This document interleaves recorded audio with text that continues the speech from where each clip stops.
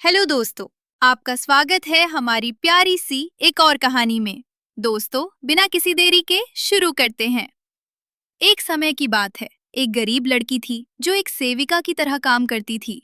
उसके दिन बहुत ही कठिन और थकाने वाले होते थे, जो हर समय बहुत अधिक मेहनत करने में ही बिता देती थी। फर्शों को रगड़ना, कपड़े धोना, अलमारियां पोंछना और खाना बनाना, ये सब उसके रोज के काम थे। वो दिन भर बिना एक भी पैसे के इन कठिन कामों में लगी रहती थी। ये एक बड़ा अन्याय था। आप देखिए, उसकी माँ का निधन हो चुका था और उसके पिता ने फिर 2 शादी कर ली थी। लेकिन उसकी सौतेली माँ एक दुष्ट महिला थी और उसकी पिछली शादी से 2 और दुष्ट बेटियां थीं। वे उसे रोज तंग करती रहती थीं।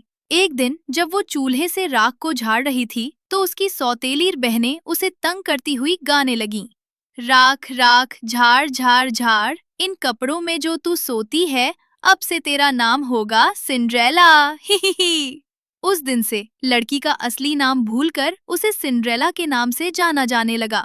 वो एक विनम्र और कोमल स्वभाव वाली लड़की थी। सौतेली माँ और बुरी बहनों से सालों तक उत्पीड़न सहने के बावजूद उसने कभी भी उनसे लड़ाई नहीं की, ना ही उन्हें नुकसान पहुंचाने का विचार किया। वो बस अपनी ड्यूटी करती रही, ये उम्मीद करती हुई कि एक दिन जब वो बड़ी होगी तो वो उन कठिनाइयों से बच पाएगी और एक अद्भुत जीवन जी सकेगी, जैसा कि उसने कभी सपने में देखा था। एक दिन दरवाजे पर एक हल्की सी दस्तक हुई। सिंड्रेला ने दरवाजा खोला। वहां एक छोटा गोल-मटोल आदमी खड़ा था, जो राजसी वस्त्र पहने हुए था और एक महत्वपूर्ण दिखने वाली लिफाफा पकड़े हुए था। उसके पीछे 2 घुड़सवार सैनिक थे, जिनके झंडों पर राजा का निशान था। वो आदमी लिफाफा खोलकर पढ़ने लगा। ये मेरी जिम्मेदारी है, उसने औपचारिकता से कहा, कि मैं ये घोषणा करूं कि हमारे सम्राट राजा ने सभी युवा लड़कियों को इस राज्य में महल में होने वाली राजसी बॉल में बुलाया है। ये सुनकर सौतेली बहनें खुशी से दरवाजे की तरफ दौड़ पड़ीं और सिंड्रेला को एक तरफ धक्का दे दिया। क्या मजा आएगा, वे खुशी से चिल्लाईं। छोटा आदमी बोलता रहा, राजकुमार, जो सिंहासन का उत्तराधिकारी है, एक राजकुमारी की तलाश में है और वो राज्य की सभी लड़कियों से मिलना चाहते हैं ताकि उन्हें सच्चा प्रेम मिल सके। महल के दरवाजे इस शनिवार रात 8 बजे खुलेंगे। फिर वो आदमी मुड़ा, अपनी घोड़ी पर सवार हुआ और दोनों सैनिकों के साथ महल की ओर रवाना हो गया।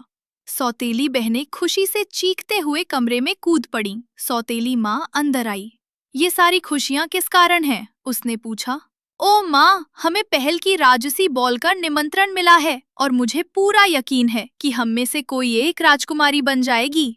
बिल्कुल, सौतेली माँ ने उसकी ओर मुस्कुराते हुए कहा। कौन सा राजकुमार मेरी प्यारी बेटियों को ना अपना पसंदीदा बनाएगा? सौतेली बहनें खुशी से नाचने लगीं। सिंड्रेला चुपचाप देख रही थी। उसे मुस्कुराने में कठिनाई हो रही थी, क्योंकि वो जानती थी कि किसी भी राजकुमार के लिए अपनी सौतेली बहनों से शादी करना एक दुस्वप्न से कम नहीं होगा। सौतेली माँ ने सिंड्रेला से कहा, गाउन तैयार करो। सिंड्रेला ने सिर झुकाकर कहा, जी माँ। तुम्हें ये जानना होगा कि सिंड्रेला का सबसे बड़ा सपना था कि वो राजसी बॉल में जाए, लेकिन वो अपनी सौतेली माँ से नहीं कह सकती थी, क्योंकि वो पहले से ही जानती थी कि उत्तर क्या होगा। वो सुनना नहीं चाहती थी। इसलिए उसने अगले कुछ दिन अपनी ड्यूटी में और सौतेली बहनों के गाउन तैयार करने में बिता दिए। राजसी बॉल की रात आ गई।